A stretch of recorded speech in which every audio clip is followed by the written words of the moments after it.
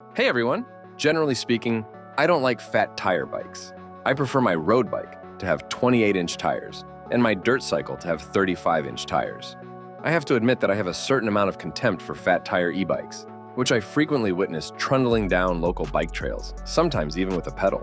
But the $3,995 Pedego Moto caught my attention. Not only did the specs seem amazing, but it also appeared like a really fun ride. From the headlight to the bench seat, the Moto sports a rugged moped vibe. A bright color display is attached to the handlebars with 4 control buttons. The 2 on the front adjust the assist level and navigate setup screens, while the ones on the top and bottom handle power and confirm setup options.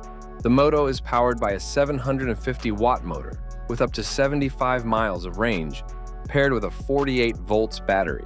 The 75-mile range sounds reasonable if the lowest level of assist is selected. I rode the Moto mostly at the highest assist level, and after 23 miles of riding, the battery was about 25% charged.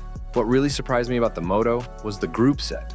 Instead of the typical 7-speed Shimano hardware, the Moto has a 10-speed SRAM GX group set with a 10/32 cassette paired with a 52T front chainring.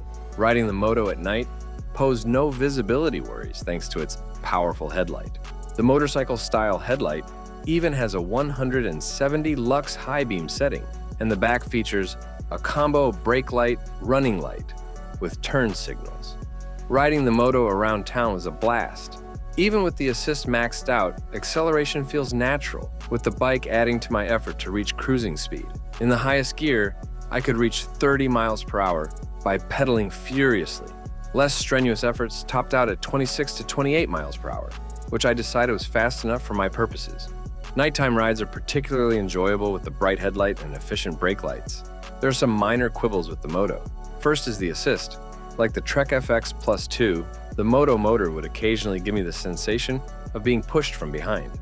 It's not unsettling, more of a gentle reminder that I wasn't doing all of the work. Second, the Moto's moped-like design means the e-bike has a large turning radius, but those are quibbles.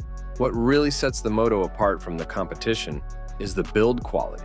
The difference between Pedego's offering and, say, the Haybike Tyson is night and day. There's a reassuring solidity to the Moto. It's a well-engineered and well-built e-bike, which it ought to be, given the $3,995 price tag. You can readily find cheaper and more practical e-bikes, but finding one with the build quality and fun quotient of the Moto will be tough.